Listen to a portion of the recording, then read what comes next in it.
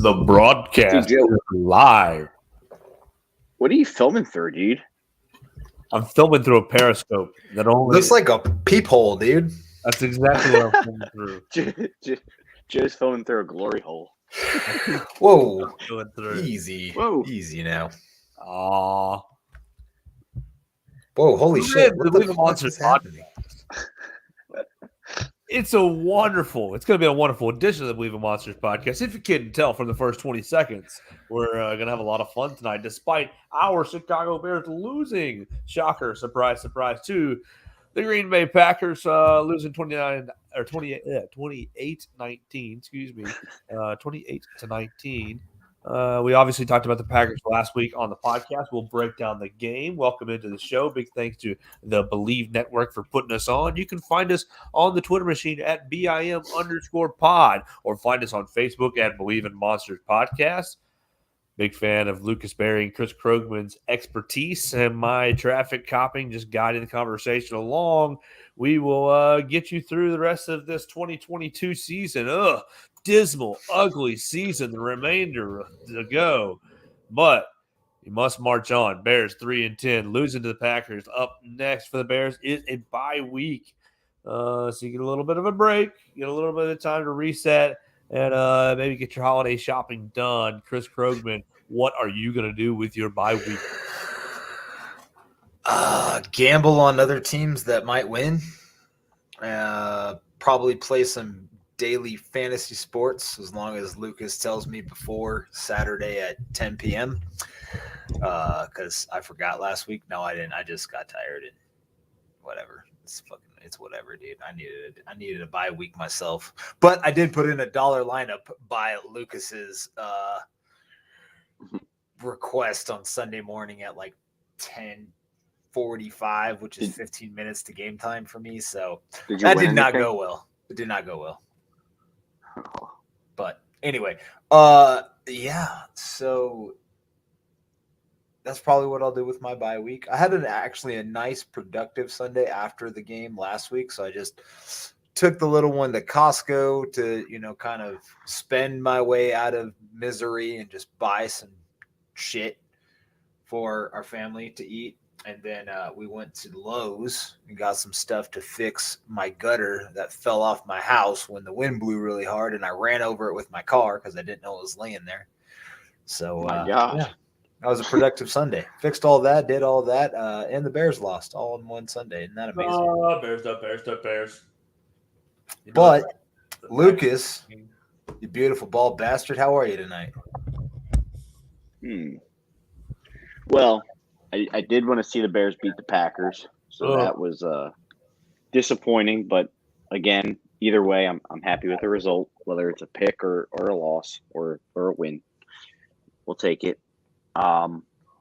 Good. I mean, the time is flying by. It's almost Christmas, which is crazy. I didn't know the Bears play on Saturday. The Bears play on Saturday in 2 weeks, which I didn't know. I just found that out. They play Buffalo on a Saturday, so that's interesting. The next time the Bears play, I'll be at the game. That's when they play the Eagles. Maybe they could ruin their season. That would be sweet to me as well. Knocking the Eagles out of the throne of the NFC East. But, yeah, the Packers. The Bears look so good in that for 3 quarters, just like every other game we've seen this year. So good. Yeah, who had defense, I mean, some dude named Blackwell was playing cornerback and playing pretty well. All of them played well. You guys ever heard of? Yeah, Josh Blackwell. Blackwell, though. Baller. Josh Blackwell. Come on, man. Did he ever step on the field before? No. If so, where did he come from? It was at special teams.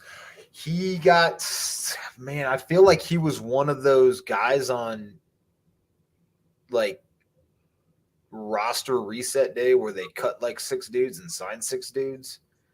I feel like he was part of that. Either that or I could be getting him mixed up with Jalen Jones, but pretty sure he was part of that as well. If not, then he was just some random grocery bagger we picked up. Well, he had a decent game. DHC had a decent game at safety. Every time DHC comes in, I always think he plays pretty well.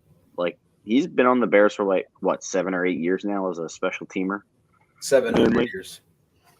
But anytime he gets in the game, he's not bad. So Jack Sanborn again jumping off the screen at middle linebacker. He's an absolute animal. It's crazy how good his instincts are. Yeah, he's on it, man. Well, it's the same story for them every year. I feel like they produce linebackers who don't get drafted or get drafted late. They're either quote unquote small or not fast or whatever. But they just, I don't know. They know good instinctual football players. Like that's what Sanborn is. He does nothing. He'll see his. He's like a missile out there. He'll see his predecessor in a few weeks when the Eagles and Bears play. Because the guy that played his position Edwards him at Wisconsin plays Edwards. TJ Edwards plays in Philadelphia. Is that his name? TJ Edwards? Yeah. I can barely keep up with all the Bears moves, let alone. I didn't even know Alex Leatherwood played 10 snaps until you told me that, Lucas. I was like, what? All right. Cool. Played pretty well in the snaps. Did you know he was out there? Like what? How did you know he was out there?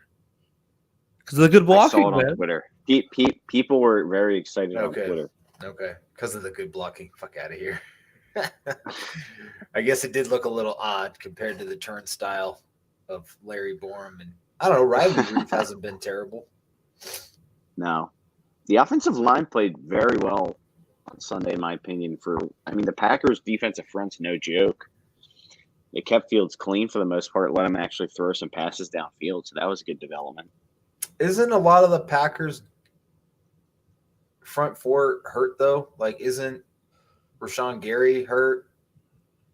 Or was he playing? I'm not good with. I'm pretty sure he was out there. Well, they played pretty well. Kenny Clark was pretty much a non-factor in the middle, which he's normally.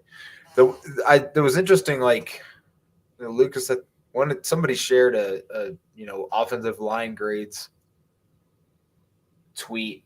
And Jenkins was actually the lowest graded of the group, which was interesting. And Leatherwood played well, and Jones played pretty well, according to whatever grading system this person used. I don't know, but I guess that's kind of positive, I suppose. They did play well, like you said. Fields had the most passing yards he's had all season by a long shot. He threw 3 passes over 40 yards, I think. 254 yards passing on 20 completions. 20 and 25. He only threw 2 picks though. One of which was completely not his fault. Anyway, that was terrible. Joseph, did you watch the game, sir, or were you preoccupied? I may or may not have watched a little bit of the game. I was preoccupied in the first little bit. I had a friend text me that it was 10-0. A friend who I had debated earlier in the week and told him that the Bears were going to lose, and he said, "No, y'all are going to win." I said, "Just wait. I've seen this movie 100 times." And he said, "No, watch. Y'all are going to win this time. Aaron Rodgers hasn't paid his property tax." Well, I turned it on in the second half to kind of watch a little bit of it, and then got away from it. And so I'm working my way through it as we are speaking. I mean, the Bears are just – it is what it is. They're hard to endure right now. And losing to the Packers makes it even more challenging for me to be all in every single week, give you 3.5 hours of my time. Now, I did keep up with it on Twitter throughout the day, and obviously I was keeping up with the scores and things like that and the highlights. But it was great to see. I mean, Justin Fields, you talk about his passing ability, the run, breaking it up to make it 10-0, 50-something yards. How many? What's that? This for third, fifth, third now. Like long run. He's got such ability. And for Bears fans, we just got to be patient. We got to make it through these next handful of games. Be patient. And get into the offseason and the draft and see what Ryan Poles can add to this ball club that might make them competitive.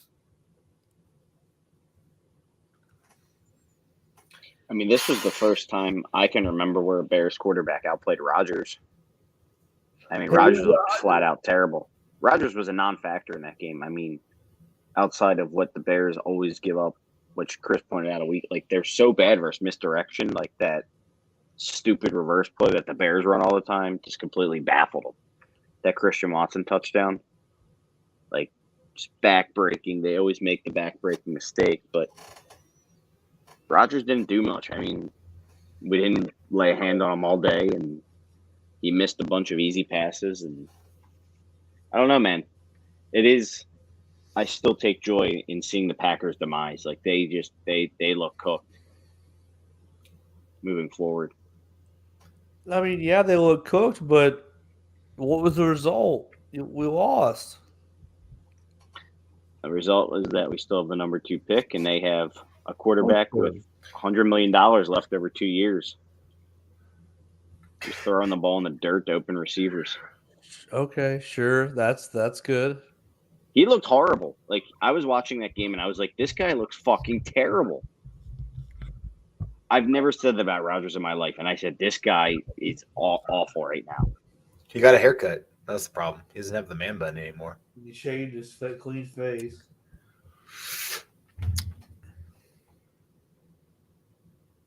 I mean, Christian Watson is pretty much all he has to throw to. He's whatever, dude. He's on his way down. Yeah. But the secondary, made up of insurance salesmen and grocery baggers, are played pretty well for a ragtag group of nobodies. They played okay. So I don't know if that's encouraging or if this just happens like once a year where they'll just throw out a bunch of randos, like Thomas Graham and what was old boy's name that went to the Broncos? That was pretty good for a minute, and then it was always hurt. Callahan. Yeah, these guys just pop up out of nowhere. So maybe one of these guys will emerge as a viable option in the future. But yeah, they played okay. Like you mentioned earlier, Lucas, Jack Sanborn popping off the film. Armon Watts had a nice tackle for loss on a I think a 3rd and 1 anyway. I think that dude makes the squad next year. Justin Jones, I think, makes the squad next year. Just their D line is so bad. It's just like they haven't. I don't know the last time we generated a pressure, dude. They can't. Like, they cannot rush the passer. Like, I know we're gonna get into some draft stuff later, but man, they definitely need to address that front four really quickly. They need to get some mean guys up there. My God, it's brutal. It's the same stuff we talked about all year. I mean, really, is the secondary as bad as we think it is, or is it just they just can't? Their D line just does not help them out, and they can't cover for that long. Like, I keep thinking, like, the guys can't block this long. I'm thinking, like, they got to be holding, right? And now I'm starting to realize, like, maybe our passers just suck so bad that, like, high schoolers could block them for that long, and it doesn't really matter. And it's not that they're holding; it's just that it's not that difficult to block them. They suck, dude. They're just so bad. They're just not good. Travis Gibson. We thought Travis Gibson might flash a little bit after he got his chance, and it's been nothing. Crickets out of all them young guys. The interesting thing about Gibson is I remember Hogan John saying, like, or maybe it was DBB was saying that the coaching staff just wasn't impressed with him in preseason and whatnot. And, like, I was kind of taken aback by that during the first few games because he was playing pretty well, or we thought he was playing pretty well. And maybe, like, we couldn't imagine Robert Quinn was causing that much, I guess, offensive line focus to allow Gibson to beat anybody. But, like, the guy still can't beat people one-on-one. And he has his opportunities. It's not like I know Quinn's gone, but it's not like there are pass rushing opportunities where Gibson is getting chipped and or whatever every like I could block that dude probably. I mean, it's not good. It's not good at all. So they need pass rushers and D tackle probably. Not okay. Basically a whole new front four. Yeah, but and they have I guess who are the only starting pieces you could plug in and play next year, like comfortably? On the front four, or like in the entire defense? Just on the defense. All four DBs. All four DBs, in my opinion. Well, I mean, I'm counting Gordon as one of those. So, and I think you could probably still get away with Vildor if you had a better pass rush. So, like, I think, like, if they had the opportunity to sign a good veteran cornerback, I would go for it. But like, I don't think that's as pressing of a need as the front four is. As far as anybody else outside of, Johnson, Gordon, Brisker, Eddie Jackson, I think, like, starter. Sanborn, that's it, right? Yeah, I mean, Sanborn, but, like, Justin Jones, I think, has played well enough to start, especially if he had pieces around him. Yeah, I don't know. I think I just see him more as a rotational piece. That's fine. He's definitely replaceable, but at the end of the day, there's only so much turnover you can have in an 11-man in a group of 11 people, right? Like, we can't fucking turn over the whole thing when we essentially just did, right? I mean, well, kind of. Some pieces are gonna have to stay. Yeah, but I'm saying, like, comfortably start. I would not put Justin Jones in there. I think especially a 3 technique. I think that's going to be I think he might be the first guy to be replaced, honestly, because I think they're going to try and get their 3 technique this offseason. But Deron Payne. I don't think Payne makes it to free agency, but you're right. You're right. I mean, we'll see. They have options though. Washington can let him go. No, we're talking like I agree. 4 to 6 guys essentially. Well, I mean, if you're replacing him, I still think Armand Watts is not a bad player. I think he's played pretty well. The only problem is, like, I think those big guys have to be rotated out so much, and the backups have been fucking awful. Like Blackson and Pennell have been trash. So, yeah, they're bad. I mean, if you can find Al-Quadim Muhammad.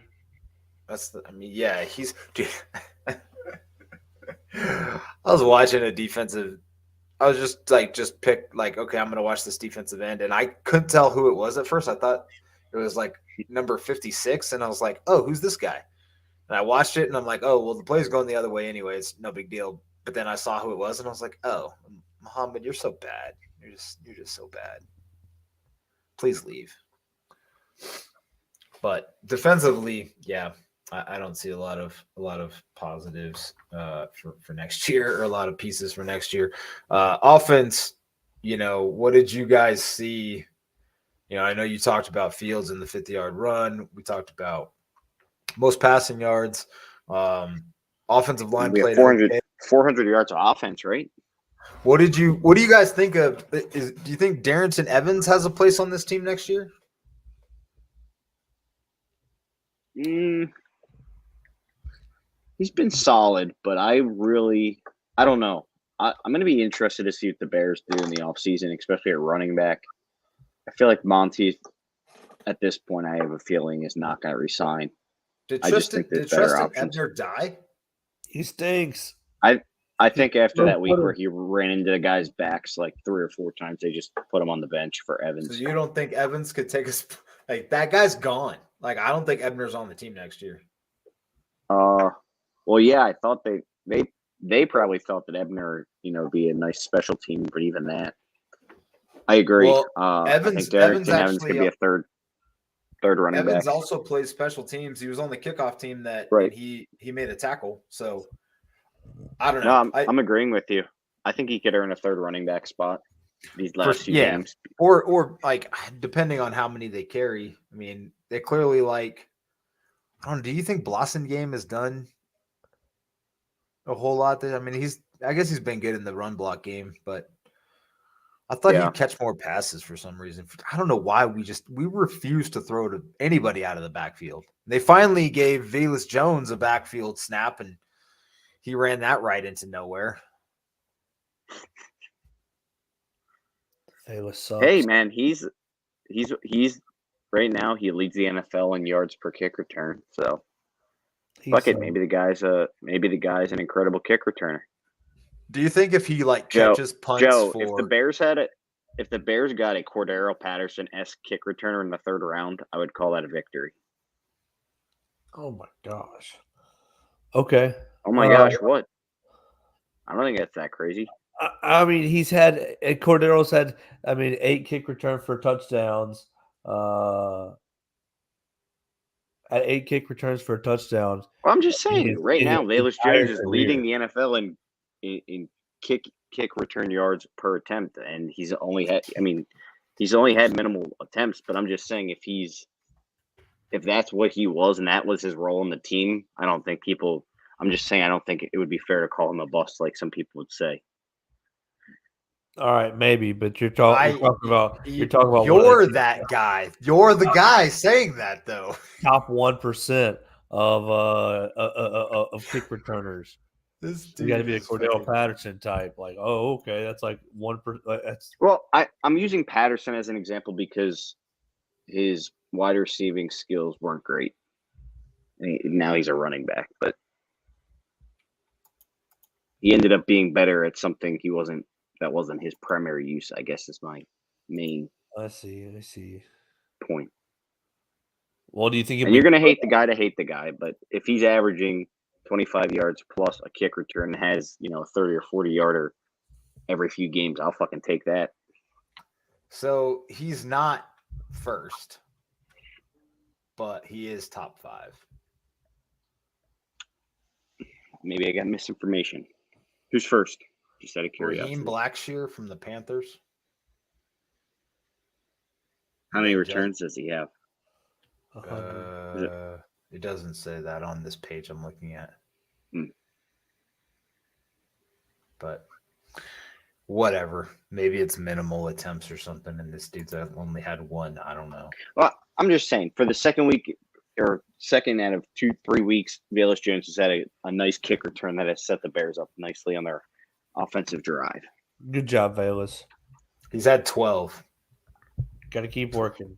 12 kick returns for 329 yards for this dude, and Velus. Damn. Velus has had 11 for 296, so he's the Blackshear. It's legit. Anyway, doesn't matter. Velus is still top 5. I don't think that's enough. Like if he no, I don't could, if he caught punts the entire offseason, do you think he can like get that punt return spot back next year? No, just like he wasn't good at it. I just don't think some guys can. He never did it in college. He just never did it, right? There's probably a reason why. I'm sure they tried him there in practice.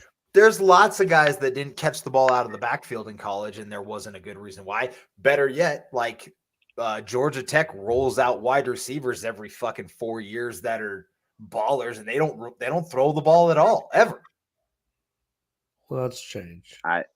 I don't think he would be a punt returner next year. For the fucking point of the exercise, it's a valid goddamn point. These are Hall of Fame receivers, and they didn't throw the ball at the time. It was like DT and Calvin Johnson both went to Georgia Tech, and they fucking they didn't throw the ball at the time. So don't give me that as like some bullshit excuse. All I'm saying is like we can't keep Dante Pettis just to be a punt returner. He stinks. I'm just like, but he can catch the punts. Like I'm just saying, if Velus can catch punts, like he doesn't have to be a wonderful punt returner. He doesn't need to be Hester back there. I mean, the top punt returner in the league averages a whopping 13 yards or some shit. Who cares? Like most of those are taken back by penalties anyway. moving on. So the rest of the offense, any other positives you guys want to talk about? N'Keal Harry. Oh, here's the N'Keal. Yep, I just got to the Harry catch. I saw it on a highlight earlier, but whew, if you can get rewatching that play too, that was an incredible. That was an incredibly heads up play by Harry because he was running a hitch. I don't think it was a hitch and go. I think it was just a straight hitch that the corner was sitting on, and then he took it upon himself to fucking run a fly route and mailbox Fields down the field, and Fields saw him and adjusted to him. It was nice to see Harry make that catch. I don't really know where, I don't know. He's inactive for a lot of games, but then he'll come out of nowhere and make like a touchdown catch or like a nice grab, and then he'll just disappear again. Kind of weird. And he looks like a professional wide. Like he catches the ball with his hands. You don't see him get bodied much, and he knows how to use his body. Like on the touchdown catch he had on that slant earlier in the year, the in breaking route or whatever it was, where Fields hit him, like on the second hash, he bodied the guy. I mean, he put his body between him and the defender and caught the ball and scored a touchdown. I mean, he looks like a small tight end. Yeah. No, I actually, I would like to see him get more involved down the stretch. They got Claypool involved a little bit there.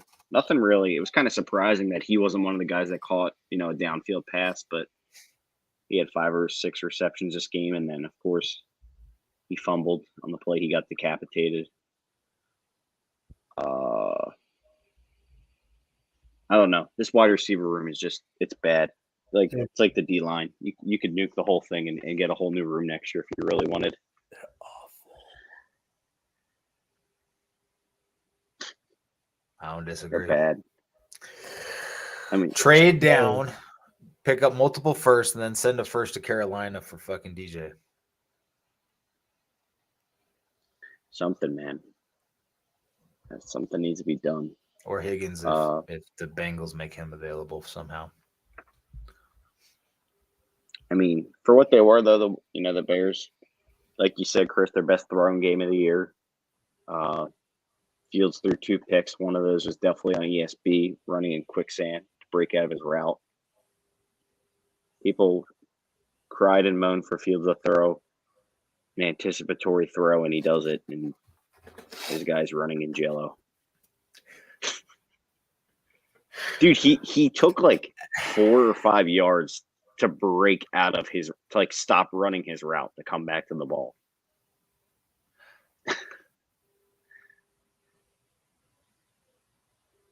He's because he's slow. It's because he's a bum. What? He's not slow though. It's not his game, blazing fast. That's but he's not. Yeah. He's not. What did Jair Alexander call him? He called him a bum, right? Or he called him a scrub. He called him a scrub. Scrub. But then he apologized.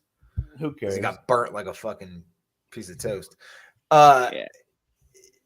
That's not ESB's game. Look, I'm pissed that I think he was just as bad coming back on that comeback. He should have, I told you guys, Steve Smith from the Panthers is on TV now as one of my favorite receivers of all time and he cooked the Bears left and right. But that dude came back to the ball with violence.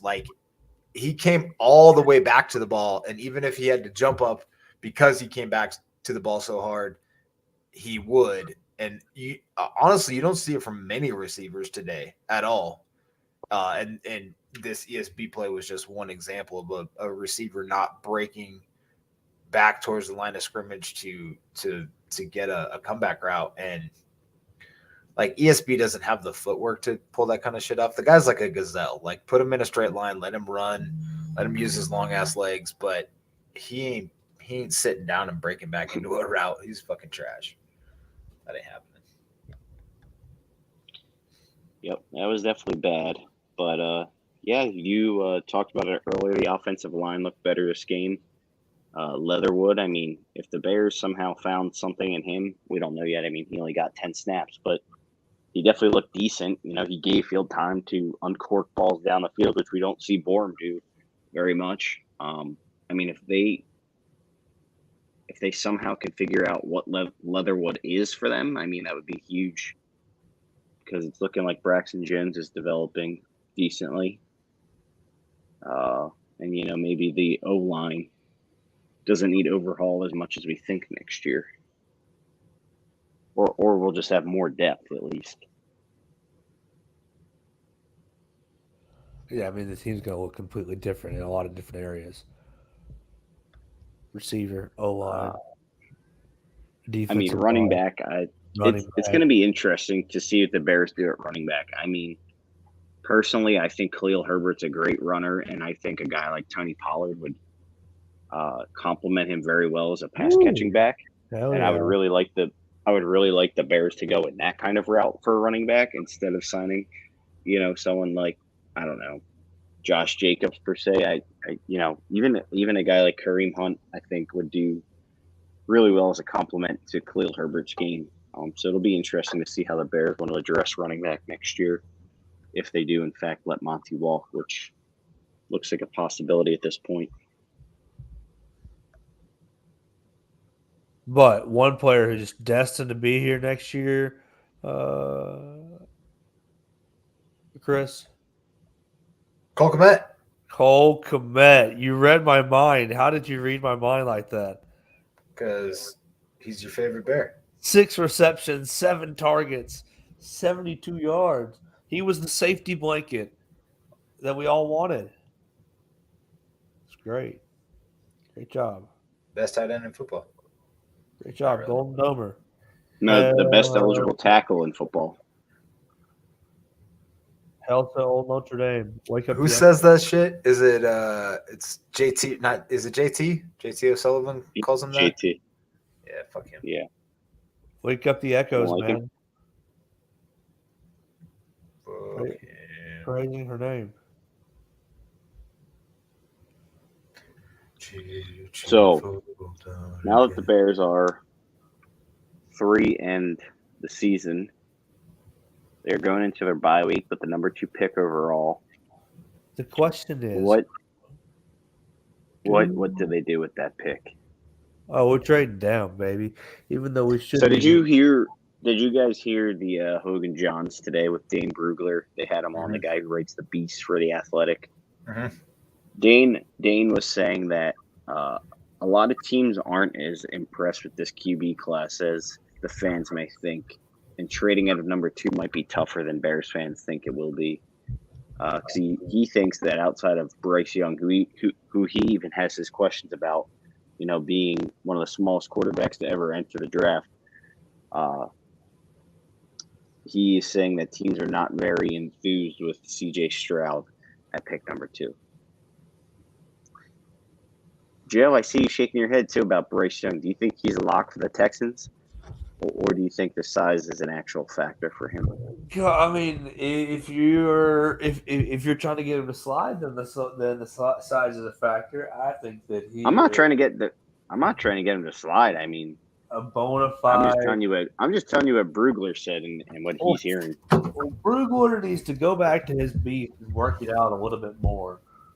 Even though he is a draft expert, and I do respect him. Bryce Young is going number 1. Dude, it's not necessarily Young's fault. The teams are stupid. Texans are stupid. Yeah, they have thresholds. If you don't take him, that's fine, Houston, but you're fucking dumb. I hope they do something really dumb. Take like Will Anderson, no offense to Will Anderson, but like, and just leave it wide open for everybody to move up into that Bear spot. But like you're saying, Lucas. I mean, it could be back to that. I mean, you think back to the Texans. I'm sorry to cut you off, Chris. But you think back to the Texans, Mario Williams and Reggie Bush. If you got a questionable number 1 overall pick in Reggie Bush, not questionable, but you go back to that year, they were kind of threw some questions at him. If you got a questionable quarterback, take the safe defensive end. Will Anderson might be the pick, Chris. Sorry, continue. So the other thing that Brugler mentioned, Lucas, was, you know, just kind of the only counterpoint really was that some GMs don't have the luxury of waiting until next year's draft, and they pretty much have to take the best quarterback that's available. So if CJ Stroud is, good enough. And we've seen quarterbacks move way up boards in the draft process. Zach Wilson moved really far, I would say, from that his senior season till draft till April. He moved up quickly, so we could see what's old boy's name from, was it Kentucky's Will Levis. We can see Levis move. And Brugler said, look, you might get some team that falls in love with one of these guys. He just didn't see it from, and he went all the way back to like last summer talking about this upcoming draft class and how teams were going to potentially be more patient for next year's class, which is much better on paper currently, with Caleb Williams as the top option next year potentially. But he did the interesting stat about, and Lucas alluded to it a little bit with measurables and cutoffs for teams, is in, I don't remember what he said, but like there was, of the past 301 quarterbacks taken, only 2 have been under 6 foot and under 200 pounds, which is what Bryce is going to check in at. He little.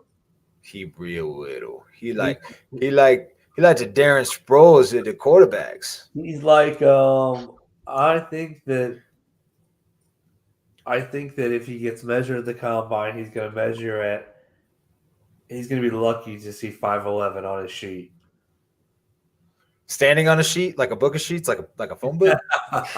No. You know what I mean. When they write him down on the sheet, I think he's going to be. I mean, how big was Kyler Murray coming out? Was he one of those guys? Yeah, probably. I mean, he's probably right? real close to right there. I think he might be over 200 pounds though. He's like a thick little muscle hamster looking dude. Muscle hamster. Yeah. So I don't know. Yeah. The best case scenario is that I think the Bears' best case scenario is that the Texans don't take Bryce Young, and that they're sitting at 2 and Bryce Young's on the board, and that's when I think they could get a haul. Can we take Bryce Stroud Young?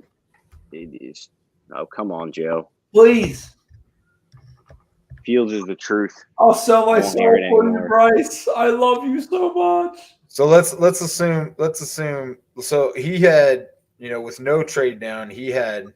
Well, let's we can continue the trade down talk. Let's say there's not a team. There's not a heavy market. We're not going to get, the stupid hauls we've seen for quarterbacks in the past. Would you guys be on board with a lesser package just to get more out of it this year? Like, I don't know, whatever first they give, and then say 1 first and a third, or 2 seconds or something like that. Would you be down for like a lesser package that's not an overall just gluttony of picks, just to gain more options? Or would you take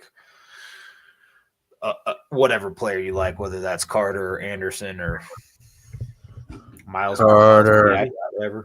If the Bears aren't netting a second, if the Bears aren't netting 2 first-round picks out of a trade back, I wouldn't do it. And then the question goes to if you would take Will Anderson or Jalen Carter, which I think is a very interesting debate, because obviously we just talked about how bad the Bears' defensive front is as a whole. Carter. Dude, this is after last year you talked about Anderson being Jesus Christ superstar, and to tank for this man. He's incredible. I think he is. But I think that in your interior, you build every team from the inside out. So that's why I would take probably Jalen Carter. Now I asked to play a former defensive player for Alabama. He was in the league. You might remember Christian Miller played for the Panthers for a little bit pretty recently. And I said, could you play him on a 4-3? And he said, yeah, you can. Easy.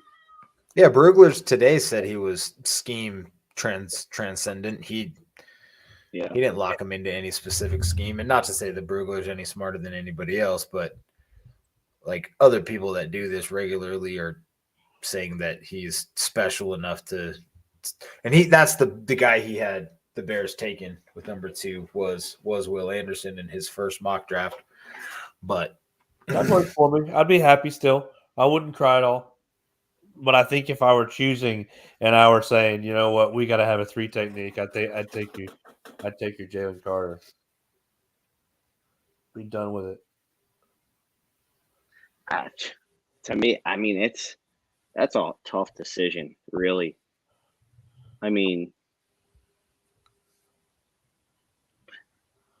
I think Matty, all this 3 technique talk with Eberflus being our coach has definitely brainwashed us a little bit to the point where, like, we got to find this guy, we got to have it. But I mean, if Anderson is just flat out the better player, I feel like you just got to take the better player.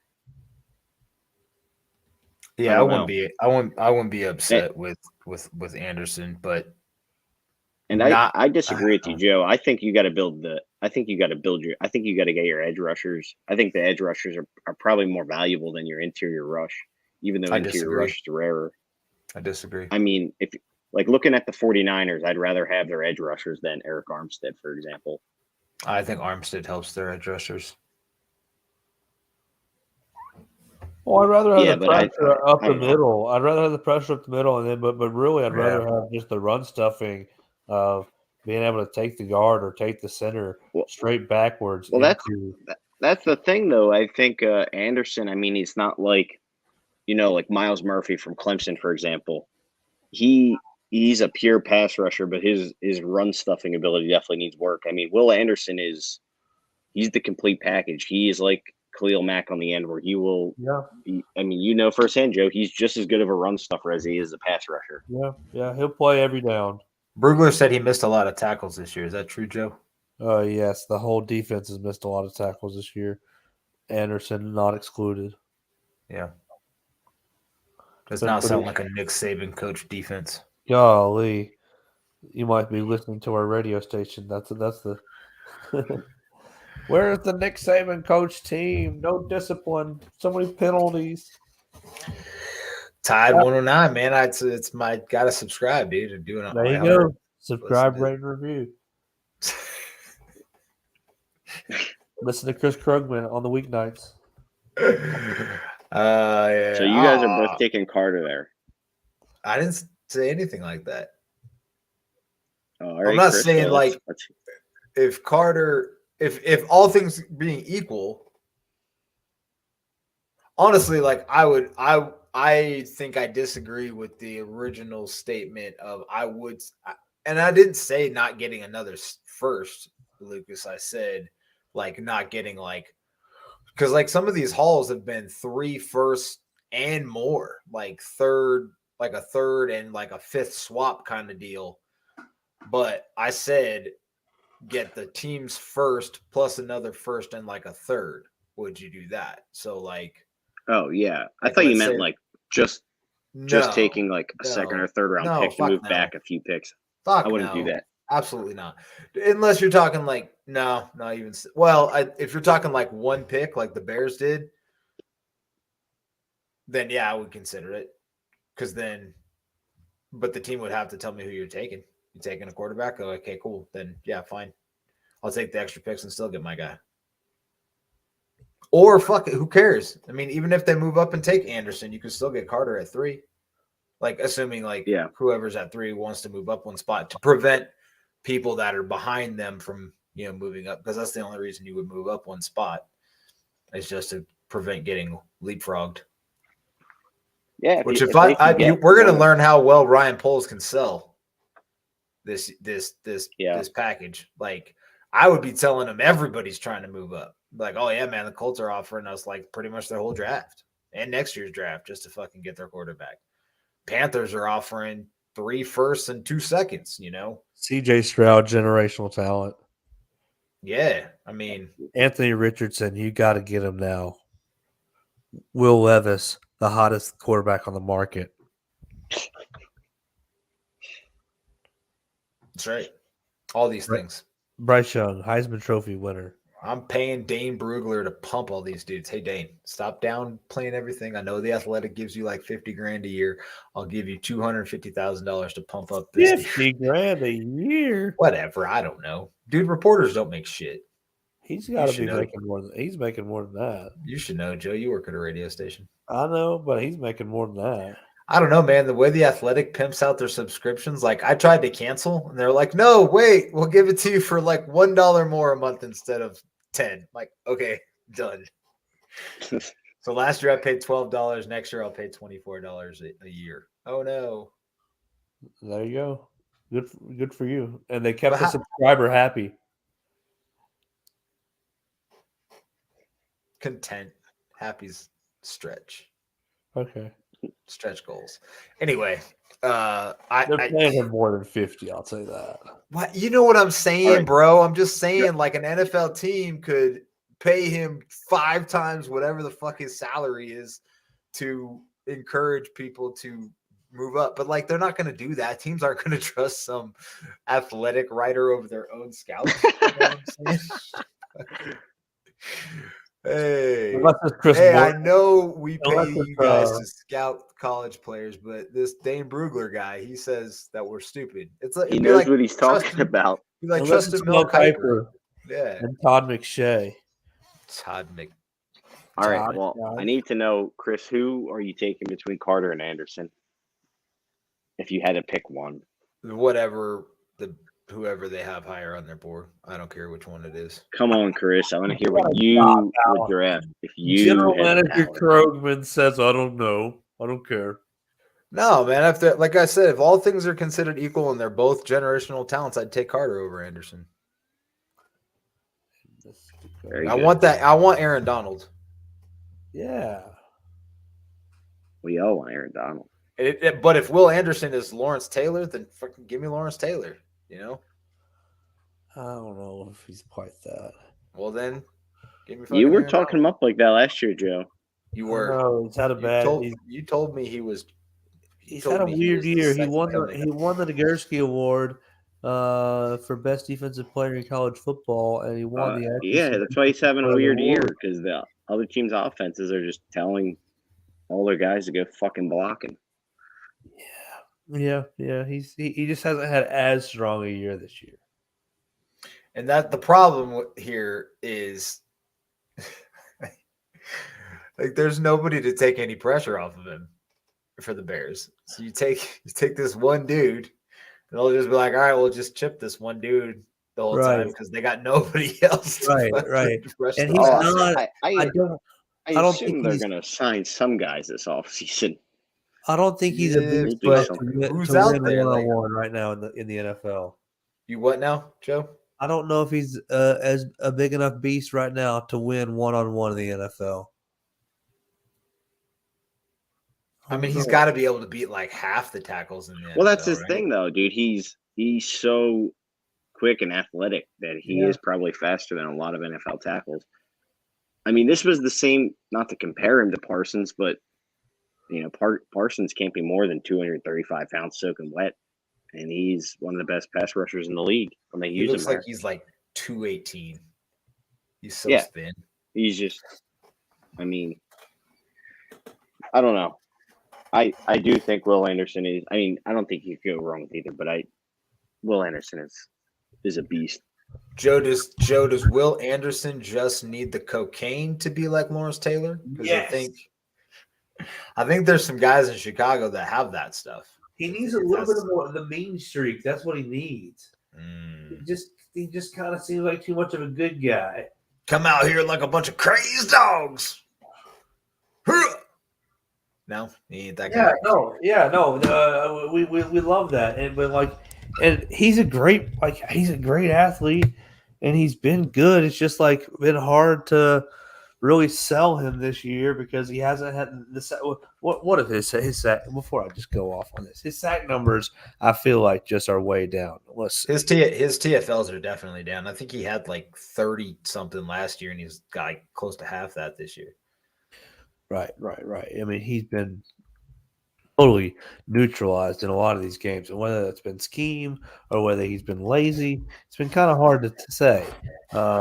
It's probably been a little mixture of both. Are you playing to protect your NFL status? I mean, he'll never say that. All right, here we go. His stat. Well, if it was that big of a deal, do you think? I mean, he basically has been constant in the NFL draft community for over a year now, being a top 2 or 3 pick. Yeah. I think if those concerns were that legit, he probably would have plummeted in the first round. I think Chris's earlier point is probably more correct that the Bama defense just isn't as talented this year. Well, that's as true. a whole.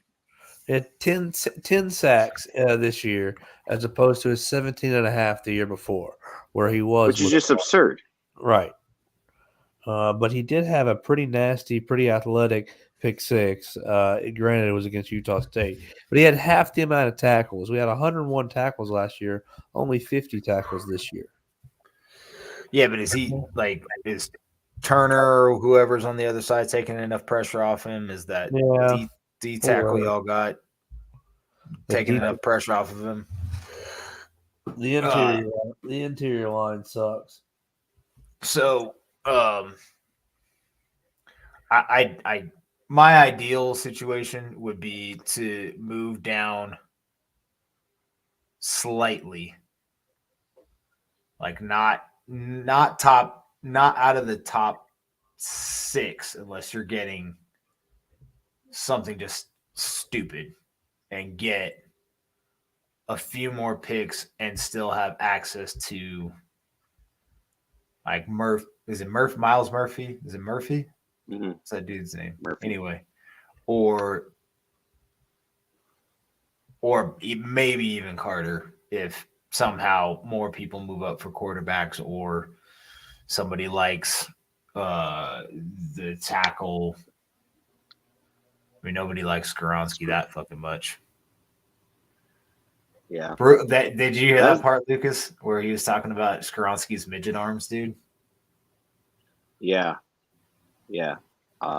He was saying that. I didn't realize that the kid from Penn State was that good. He was saying he probably would have been the number 1 tackle in this class, and probably a top 5 pick, top 8 pick if he stayed for Shanu. He's dumb. Penn State. He's dumb for going back to school. Yeah, like what is he trying to achieve? He probably would have been. You ain't winning a fucking national championship at Penn State.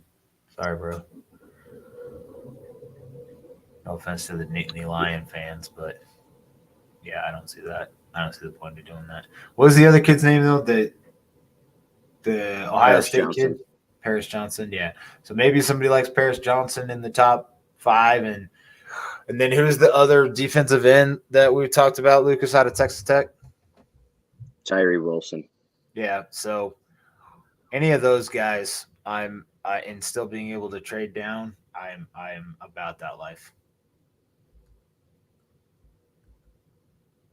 But yeah, I mean, there's going to be plenty of options. I mean, ultimately, the Bears if the Bears end up with a trade down, Will Anderson or Jalen Carter, I think, it will be a successful first round of the draft. I don't think they could really mess that up. Yeah. We essentially had 2 first-round picks before we traded for Claypool. Yeah. That still doesn't bother me as much as it bothers other people, but I mean, it doesn't bother me. It is what it is. It's not a meltdown moment for me. It's whatever, but some people at draft nuts. Yeah, dude, it's not like it's no guarantee that draft picks are going to pan out. People thought Kyler Gordon was going to be phenomenal, and he could still be fine, but he's not. I don't think he's putting up even Jalen Johnson rookie year type tape.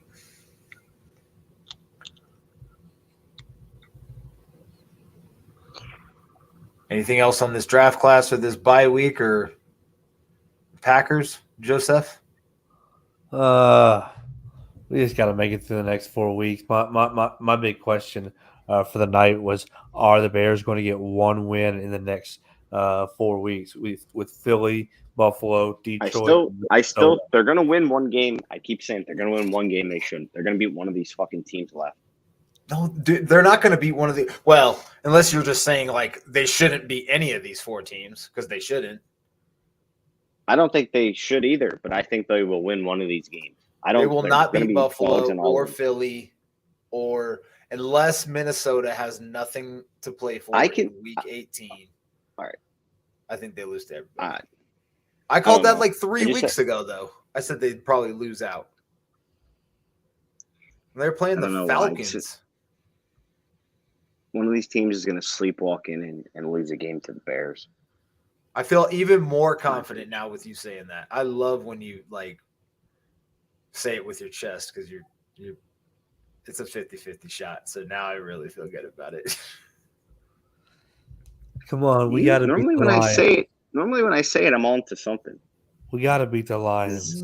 Nah, not normally. It's like 50-50. Well, I know you're going to – like I said, that Washington game, dude, they lost, but they absolutely dominated them all game. They should have won by like 4 scores. 4 scores 10 years though. ago. Yeah, scoreboard, bro, scoreboard. I can't help it if random shit happens, but I said they would beat the shit out of them. Anyway. Random. It's not random when your fucking quarterback overthrows your tight end or your tight end runs in quicksand to catch the ball. Or you drop 2 game-winning touchdowns at the end of the game either. Is that the same game? That's just random shit. Yeah, it was all the same game. It feels like a whirlwind. That was like the game that was the game that made us change our playbook. It's like the same game every game, though. But that's the problem. It's just the same game every fucking game. It doesn't matter if I'm confused that it was the Washington game or some other game. It's the same shit they do every week. They get 3 good quarters in and then fall apart. It's now it's reverse of the beginning of the year where they wouldn't let up a second half touchdown, and now all they do is leak like a sieve in the second half. That defense is ass juice.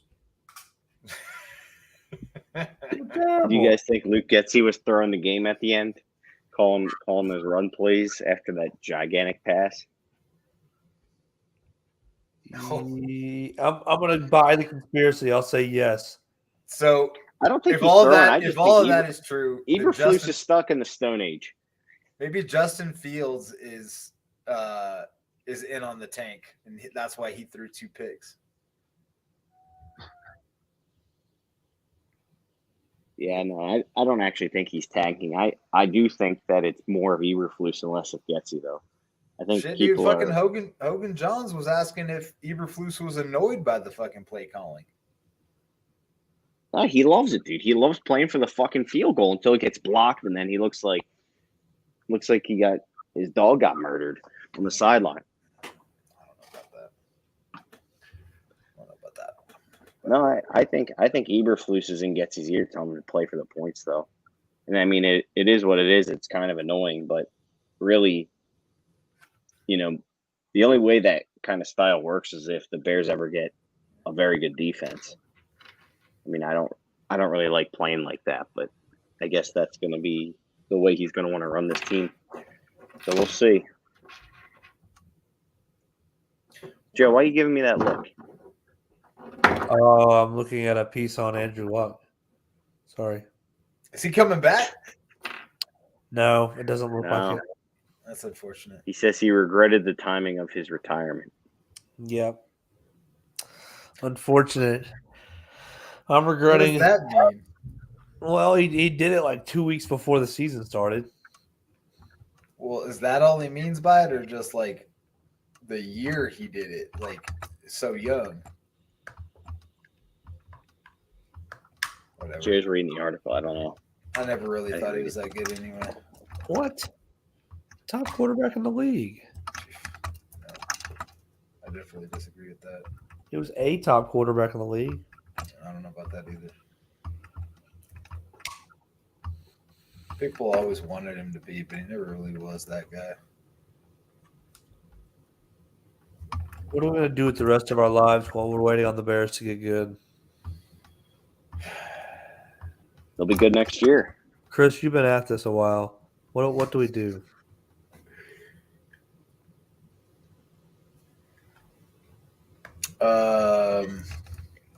I wasn't kidding. I need an answer. Well, we all golf, so that's good. So yeah. Golf more.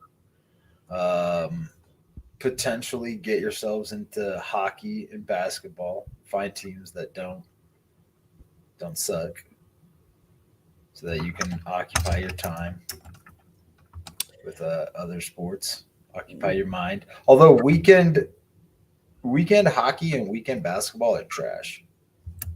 What is your confidence level on Ryan Poles actually being able to get the offseason right?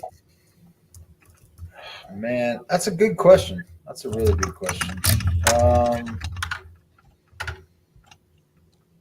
I don't know. I guess the other question is like, how do you feel about Poles as a talent evaluator, looking back at like the draft class he had, specifically with Gordon over like Pickens? No. Was Not necessarily like Pickens per se, but Gordon over potentially, somebody else, an offensive lineman or something like that. That Smith kid went way early second round, right? Tyler Smith. No, he went in the first round. Did he go into the first round? I thought he was like Dallas took him in the first round. I thought he was like pick like 35 or 37 or something. Nah, Dallas took him early. Maybe that's where we thought he would go, or that's where he was being mocked. Yeah, no, we did. Yeah, he was. Okay. I don't know. Like, I mean, I think for any GM this offseason would bear a lot of weight, and you're not going to get everything right anyway. I mean, there's a lot of pressure on this one specific offseason because of the amount of cap space they have, the amount of, they have a first round pick, which they haven't had in a minute. They have figured out their quarterback spot. There's a lot riding on one off season, and you cannot fix it all in one off season. You cannot. It's not going to. We need to temper expectations. Essentially, is what I'm saying. Doesn't matter that. I mean, if you go back and look at Ryan Pace's first year or two, his off seasons and his drafts, they were absolutely horrible. And then eventually he kind of just figured it out a little bit and became a pretty solid drafter, I think. But his first couple of years in Chicago were terrible. Kevin White, maybe. Brought in Eddie Royal, Antrell Roll.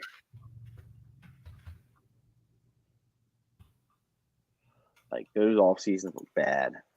We love Kevin White. Wasn't that his first pick ever? Yeah. Yeah.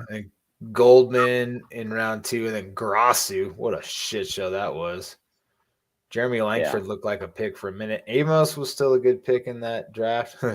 Tayo Fabaluge. And Leonard Floyd was his next first round pick, and that wasn't bad no matter how many people want to say it was. He had a successful career in LA. Whitehair in the second round there. Bullard was trash. Kwiatkowski was solid. Deion Bush, I mean, he was around for a long time. DeAndre Hall was not good. Jordan Howard, solid.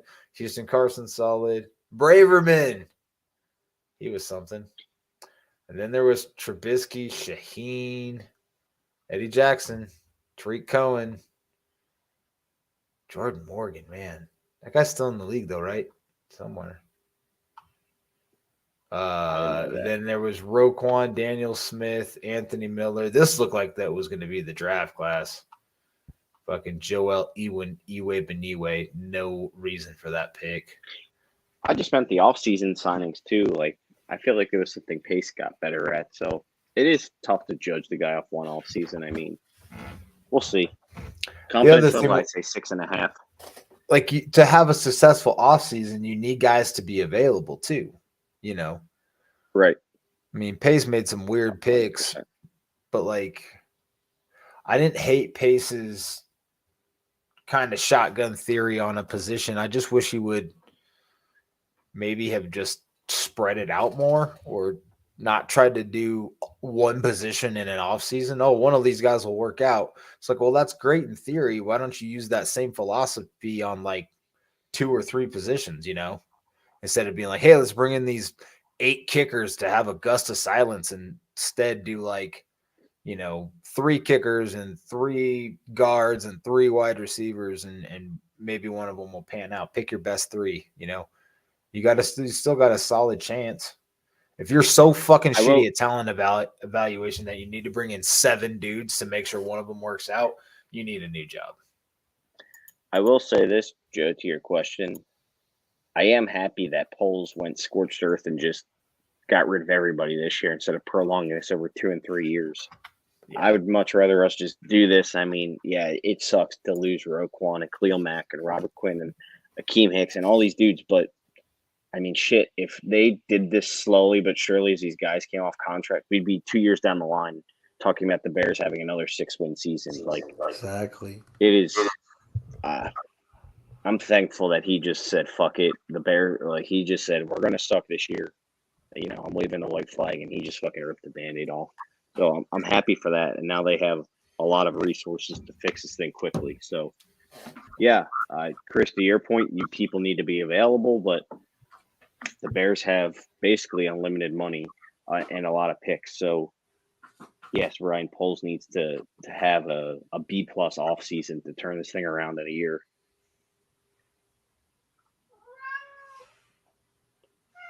And I'm giving him a 6.5 confidence on that out of 10.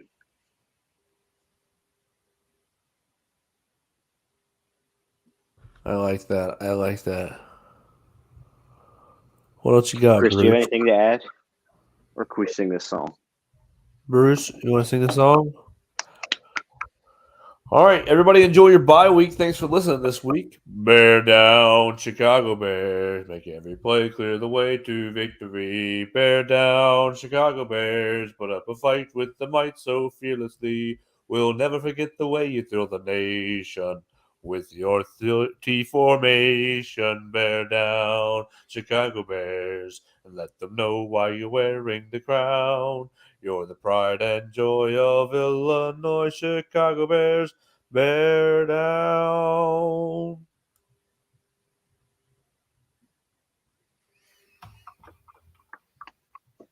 Yay, Bears.